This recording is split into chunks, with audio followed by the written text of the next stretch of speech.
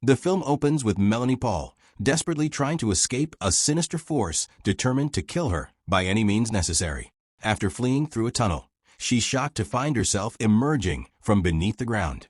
She thinks she's finally free, but the killer is already there waiting. Tearfully, she begs him, saying she's tired of dying over and over again, but it's no use.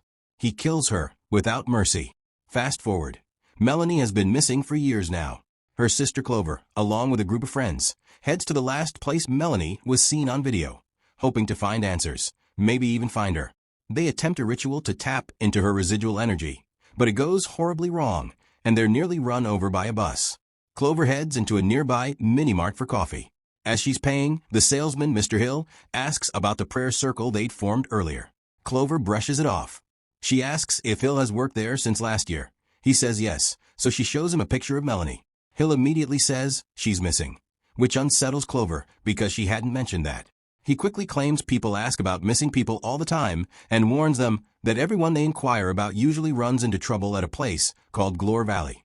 Clover rushes outside, telling the others she thinks she knows where to look. Without wasting time or considering the worsening nighttime weather, they drive straight there. They're astonished upon arrival. The valley appears to be protected by a supernatural barrier. It isn't even raining inside. They marvel at the place, baffled by how the rainwater doesn't get through.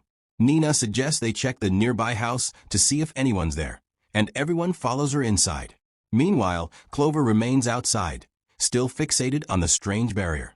Inside the house, eerie silence reigns. They split up to explore.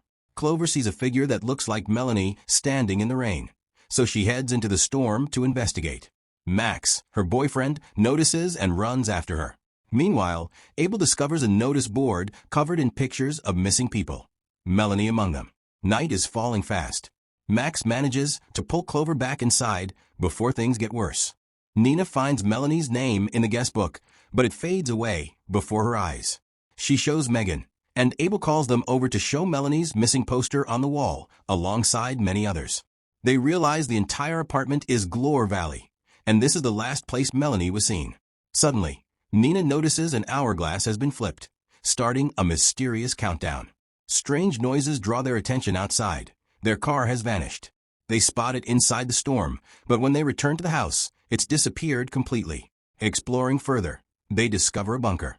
It's pitch black, but they venture down with their phone torches.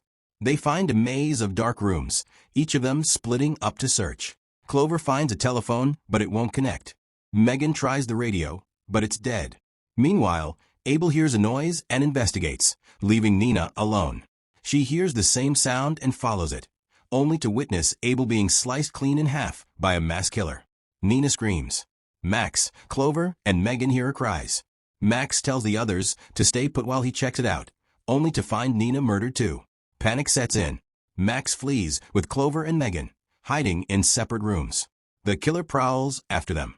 Max ambushes him with a chair, but the killer brutally stabs him through the eye with a shard of wood. The masked killer hunts the girls next. Clover, spotting a knife, courageously grabs it while staying hidden. The killer finds Megan and slams her repeatedly against the wall and floor. Seeing no other choice, Clover stabs him to save Megan, but the killer turns on her. Terrified, Clover runs into the forest, only to be stabbed before reaching the figure she thought was Melanie. Just as the hourglass runs out, the machinery resets, and Clover and the others are brought back to life, standing in the same positions as before. Confused and terrified, they share what happened to each of them. Their photos are now on the notice board, marked as missing. Lights flicker. The front door slams shut by itself. Led by Nina, they investigate. Every time they try to secure the door, it reopens on its own. Suddenly, Megan collapses, her bones snapping grotesquely as she screams. The lights explode, plunging them into darkness. They hear her voice and follow it to a secluded room, only to find Megan suspended midair, pointing at the missing posters and imitating the victim's last words. It's a horrific sight. Megan's neck snaps and she falls dead. Abel warns them not to touch her body for fear of possession. Suddenly, they hear loud banging. Clover hears Melanie's voice begging to be let in.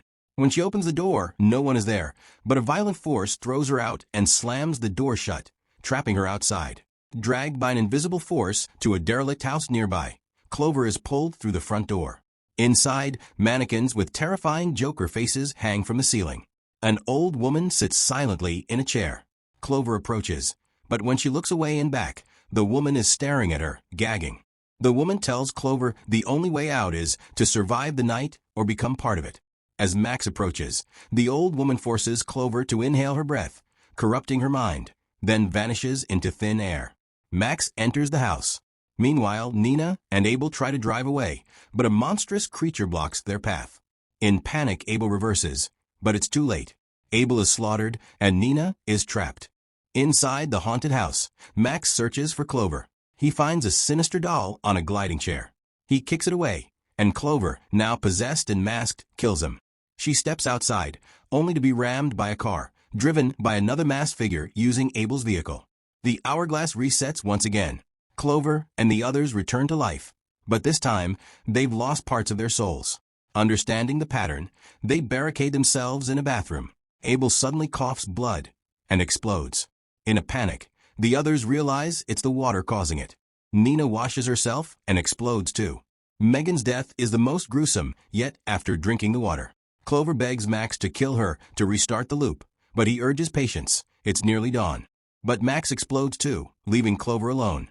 Exhausted, she lies down, waiting for the end, until Mr. Hill reappears, telling her survival won't come from giving up.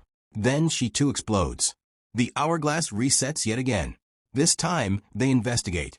Clover finds Hill's ID card and insists he's connected to the horror. Megan theorizes that fear is the key. Someone wants to keep them afraid. Max finds an old tape showing the first person experimented on here.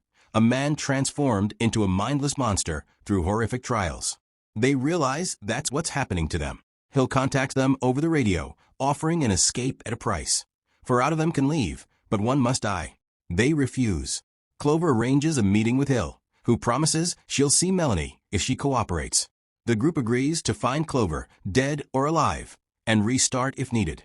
Abel protests, so Nina kills him to stop his interference. Meanwhile, Clover steps into a trap and is dragged into the woods. The masked killer appears again. Nina bargains for her life by pointing the killer towards Abel, who is murdered. Megan and Max search for Clover, but are ambushed by a giant monster. Megan is dragged away while Max runs for his life. Max finds Clover, frees her from the trap, and together they flee. They're attacked by a monstrous version of Melanie. Max traps her with a bear trap and they escape. Clover, devastated that her sister is beyond saving, begs Max to kill her so they can restart again. Reluctantly, he slits her throat, only to explode himself soon after. Back in the loop, they survive longer than anyone else before them. 13 nights. They discover that no one else made it this far. They notice Abel growing strange lumps, but try to stay hopeful. Watching old footage, they see the countless brutal deaths they've endured. They see Hill examining their corpses, filmed secretly by Megan. They decide to stop running. Armed with weapons, they venture into the forbidden vault. Inside, they are attacked by more monsters. Max saves Clover by axing one down. But the masked killer returns, leading to a desperate fight. Together, they manage to kill him. Clover continues her search for Megan and finds the lab where the experiments first took place. She hears Megan's screams and discovers Hill's office, filled with notes about their suffering. Hill returns, revealing the awful truth. They are the fuel that powers this place. Thinking quickly, Clover spikes his coffee with the cursed water. Hill drinks and explodes. Clover rescues Megan just in time. Monsters continue to chase the group, but finally, the hourglass runs out. Dawn breaks. They are free, and that was how the movie ended. Thanks for watching. Please like, subscribe, and comment. Thank you.